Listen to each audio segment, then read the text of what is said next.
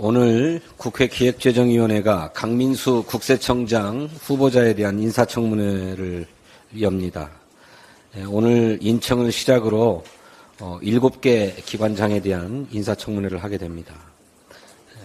우리 민주당은 국민 눈높이에 입각해서 후보자들을 철저하고 꼼꼼하게 검증할 것입니다.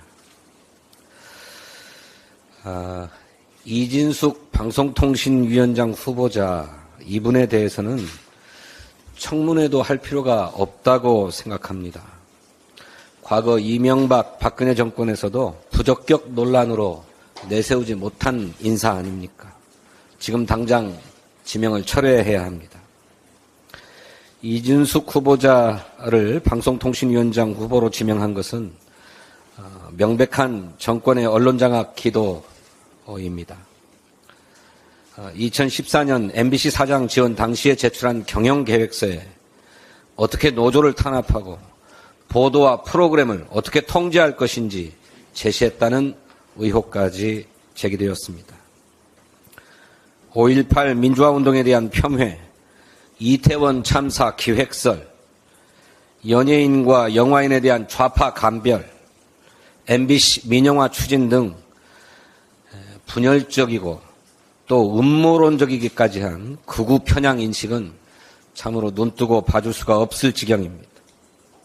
합의제 행정기관의 수장으로서 자격이 없습니다. 즉각 인선을 철회할 것을 촉구합니다.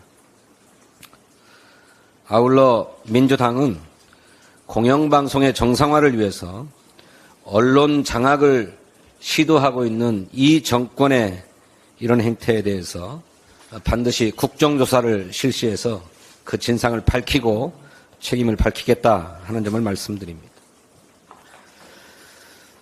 어제는 오송 지하차도 참사 1주기였습니다.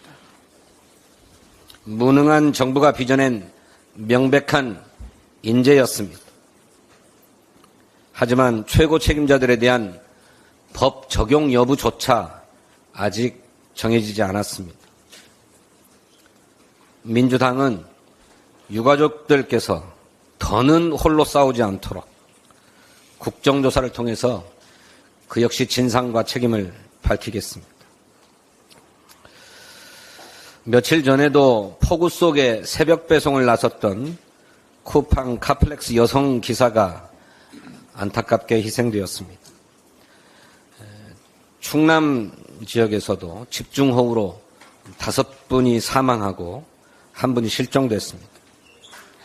이 게릴라식 폭우와 극한 폭염, 혹한 등 기후위기 시대에 걸맞게 재난 대비 매뉴얼을 개정하고 AI 등 첨단 기술을 접목한 한국형 재난 대응 체계를 꾸려야 합니다.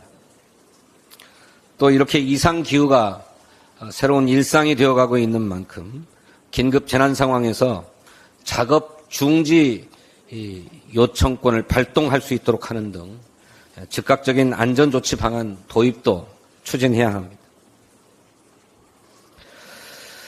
재난지원금은 정부와 국회의 노력으로 기존보다 다소 상향되었습니다만 여전히 피해 복구에는 부족합니다. 온전한 일상 회복을 위해서 지원금 현실화가 필요합니다. 또 특별 재난지역 선포도 조금 더 앞당겨져야 합니다. 피해 조사 등 사전조사 절차를 보다 단축하고 행정 소요를 축소해서 우리 국민에게 신속한 복구와 지원이 가능하도록 해야 하겠습니다. 복구비를 우선 지급하고 나중에 정산하는 방안도 강구될 수 있다고 생각합니다. 또 영세 소기업에 대해서도 지원 대상에 포함시키는 노력도 해야 되는데 이와 같이 국가 차원의 지원 방안을 민주당은 강구해서 재난안전법 개정에 나서겠습니다. 어제 국민의힘 전당대회 순회 경선이 있었습니다.